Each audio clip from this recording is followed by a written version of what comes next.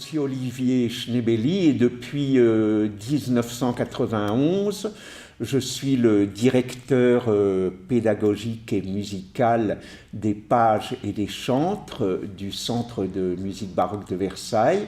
C'est une maîtrise qui s'est donnée pour but de à la fois promouvoir la musique baroque française, donc 17 et 18e siècle, notamment toutes les musiques qui ont été faites à la cour de Versailles et notamment à la Chapelle Royale, puisque c'est avant tout un chœur composé d'enfants qui sont en horaire aménagé et de 17 étudiants, alors qui sont recrutés à l'international pour un cursus de 3 ans. Et donc, c'est à la fois un lieu de formation de jeunes chanteurs et de promotion de la musique, des musiques qu'on cherche à faire redécouvrir.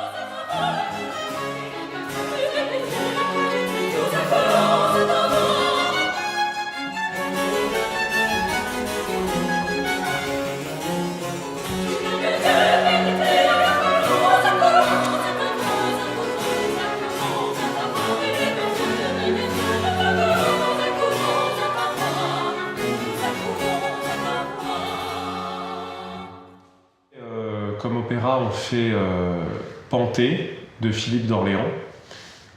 Philippe d'Orléans qui a été régent à la mort de Louis XIV, qui était un grand mécène de musique et d'art en général. Et il était il aimait beaucoup les arts et il a parrainé des artistes et il a aussi beaucoup appris avec certains artistes. Il a pris des cours de clavecin, de contrepoint et de composition. Il a appris à écrire avec des compositeurs comme André Campra, comme Charpentier ou comme Gervais. Il a travaillé avec ces gens-là et qui ont été ses professeurs et en même temps qui ont écrit de la musique pour lui. Panthée, c'est un des 2 opéras que le duc d'Orléans, Philippe d'Orléans, le futur régent, a composé, sans doute aidé de certains de ses maîtres comme Gervais ou comme Campra, puisque c'est un prince qui, à l'instar de son grand-père qui était Louis XIII, a composé de la musique tout au long de sa vie, qui était un passionné de musique. Alors il est, lui, le fils de Monsieur, frère du roi, donc le premier Philippe d'Orléans, et d'une princesse allemande qui est la princesse Palatine. Et alors la princesse Palatine, elle est célèbre pour avoir écrit des lettres qui sont formidables, très très vivantes. Et alors elle explique dans une de ses lettres qu'elle pense que son fils va devenir fou avec sa passion pour la musique. Elle rajoute oui, je ne l'entends parler que de B quart, de bémol, de bémi et de béfa et d'autres choses dont je n'entends rien.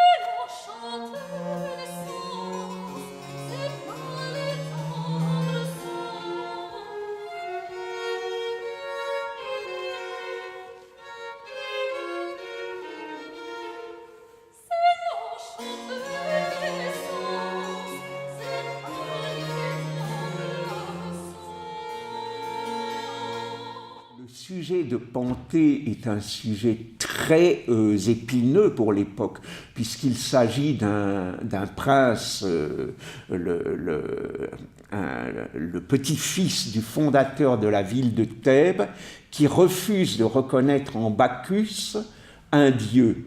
Et c'est une façon pour ce duc d'Orléans, qui était un athée, un jouisseur, un libertin, d'affirmer lui-même son athéisme.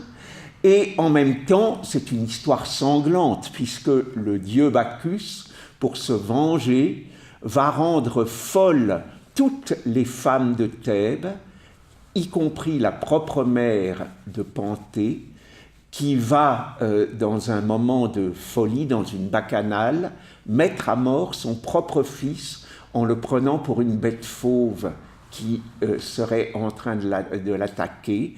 Et donc Panthée est démembrée, déchirée, décapitée par toutes ces femmes en furie. C'est la vengeance de Bacchus, la vengeance des dieux contre les hommes qui refusent de les reconnaître.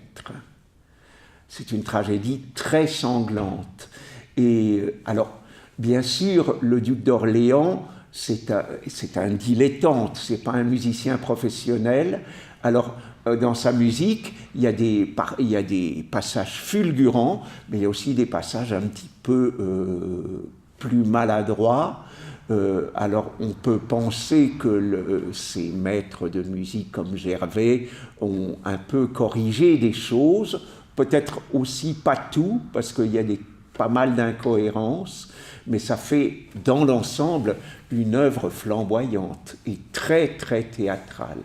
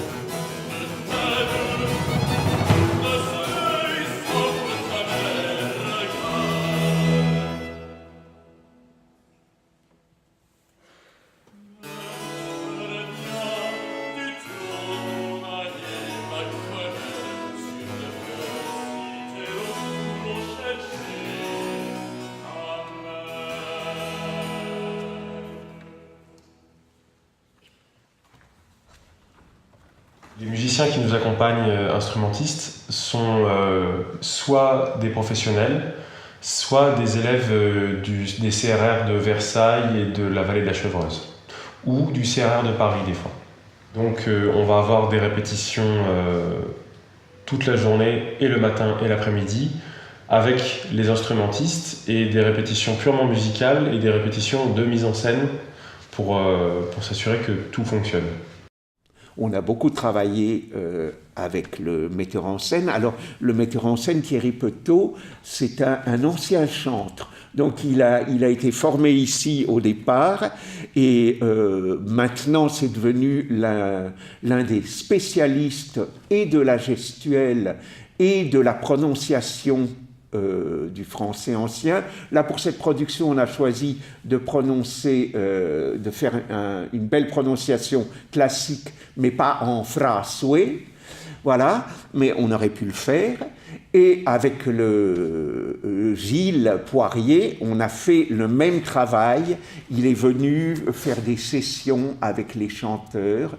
Donc, vous voyez que pour les chanteurs, ça fait une formation très complète, puisqu'ils font de la danse, de la gestuelle, de la déclamation, en plus de l'art du chant. Je suis formateur en danse pour les chanteurs. En général, on fait 3 masterclass d'une semaine par an. Et puis éventuellement, quand il y a des petites chorégraphies à régler, on demande aussi. Et ce qui est très représentatif en général des pas de danse, typiquement baroque, c'est la gavotte, le menuet. Là, on n'a pas de menuet, mais on a une gavotte. Pour la chorégraphie, ma méthode, mais la méthode que je connais de tous les chorégraphes avec qui j'ai travaillé, c'est quand même d'écrire. On ne peut pas tout retenir de tête. Donc d'abord, la première phase, c'est la musique. Et après, une fois qu'on a fait le découpage musical, il faut le tracer, c'est-à-dire la géométrie, surtout pour la danse. C'est-à-dire qu'il y a beaucoup de choses géométriques. Et puis ensuite, trouver des pas qui correspondent à la musique et à ce qu'on a envie de faire en fait, ce qu'on a envie de partager, de produire. C'est-à-dire trouver des pas dans un style baroque si on veut que ce soit baroque, si on veut que ce soit plus contemporain, on cherche, et donc là il faut avoir un peu d'imagination, c'est-à-dire un rôle de créateur. 2, marche, marche, pas touré, marche, marche, pas touré, pirouette, pirouette, ça y fermé, tapé, marche-fleuret, marche, marche, fleuret, pirouette, pirouette, ça y encore. Il fallait que ce soit assez simple, et donc quand on dit simple, c'est-à-dire c'est des parcours, c'est des pas marchés, et évidemment de mettre un parfum de pas baroque, c'est-à-dire on danse une gavotte, c'est obligatoire de faire un pas de gavotte avec un pas de rigodon. Et puis on fait une fondana, il faut au moins mettre quelques pas de saltarelle. Nous faisons une sarabande, alors le pas de sarabande n'existe pas, mais il fallait mettre des pas simples et des pas doubles qu'on retrouve dans la danse Renaissance.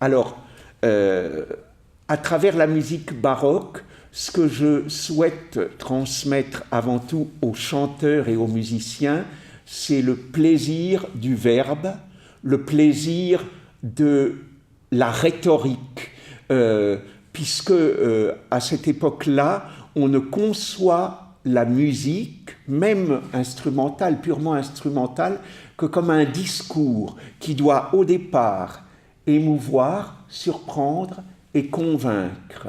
Donc, ça suit toujours un même modèle, qui est le modèle du discours rhétorique, avec une introduction, une proposition des faits. Après, il y a le passage où on va réfuter la proposition pour réaffirmer à la fin du discours la thèse qu'on veut présenter au public. Donc c'est une musique qui, avant tout, cherche à convaincre et à raconter. Et c'est une musique aussi qui est très, voilà, donne beaucoup d'importance donc aux mots, mais aussi aux couleurs instrumentales, rythmiques, vocales, etc.